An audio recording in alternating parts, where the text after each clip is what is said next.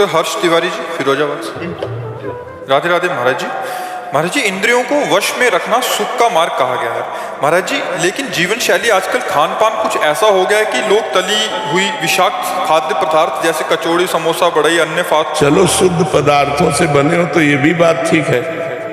पता नहीं कौन सा तेल है, कौन सा घी है, चर्बी है कि क्या है, और कई दिन का सड़ा।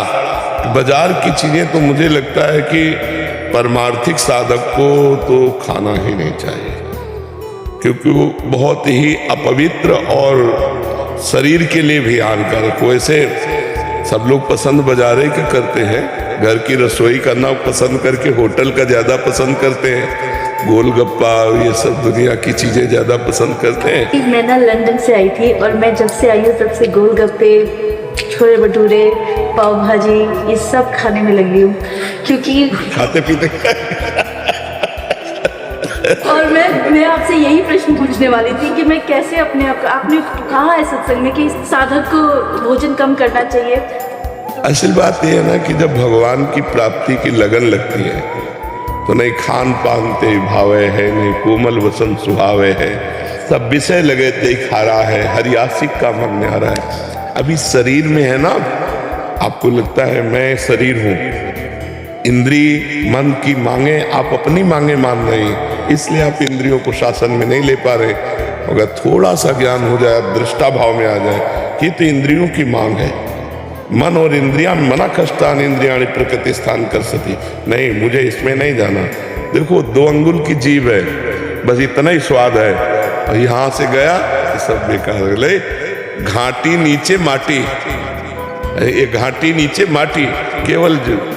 और अगर आपको सही बताएं, इनकी प्रक्रिया बनाते हुए देख लो, जलेबी जब बन के प्लेट में सामने आती है, लेकिन वो जलेबी वाला सीरा देखो, उसमें सैकड़ों मक्खी मरी पड़ी है, वो बस ऐसे निकाल अपने घर में जो बनाओ।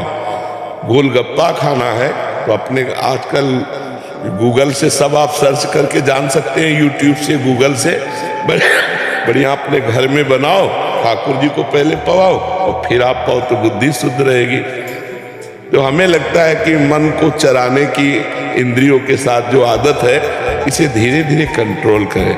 अनजाने में आप अपने को रोगों का शिकार बनाने की तरफ जा रहे हैं। शरीर में ज्यादा मांस बढ़ना, चर्बी बढ़ना, ये हमारे अवयवों को कमजोर करता है। लीवर, किडनी, दिल, इनको कमजोर करता है। तो हमें तो आपसे प्रार्थना है कि 30-40 मिनट व्यायाम कीजिए, 20 मिनट प्राणायाम कीजिए, और ये सब बाहरी चीजें छोड़िए और सात्विक भोजन कीजिए। तो अभी आपका शरीर जो है ना, वो परमार्थ और स्वार्थ लायक हो जाए। अब अपने शरीर को एक्टिव करना चाहिए, तभी तुम स्वार्थ और परमार्थ लायक। यावत स्वस्थ मिदम कलेवरम यावत च दूरे जरा, जब तक हमारा शरीर स्वस्थ है, इंद्रियां बलवान है, तो हम भगवान का चिंतन कर सकते हैं, हम लोगों का उपकार कर सकते हैं, हम कोई क्रिया भी कर सकते हैं। तो इसलिए पिज्जा, बर्गर, आइसक्रीम, ये वो सब करिए, वेट बढ़ाने वाली चीजें।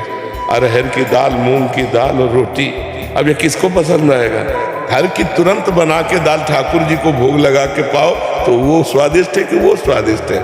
हमें लगता है जहां तक हो सके। अब जैसे कुछ समस्याएं बच्चों की, बाहर पढ़ते हैं या सर्विस करते हैं, अब उनको तो होटलों का खाना ही पड़ेगा, लेकिन हम कहते हैं जिनको भगवान सुविधा दिए हैं, बचो, बाजार और होटलों के भोजन से बचो। पहली बात अपवित्र, और दूसरी बात स्वास्थ्य हानिकारक है, स्वास्थ्य के लिए पक्का हानिकारक है। तुरंत तुम्हारे लिए आटा लगा के नहीं बनता हो, कई कई दिन का आटा जमा होता है लगाओ। तुरंत आपको भोजन मिलेगा तो तुरंत आटा थोड़ी लगाया है, तुरंत दाल थोड़ी उबाली, कब का है।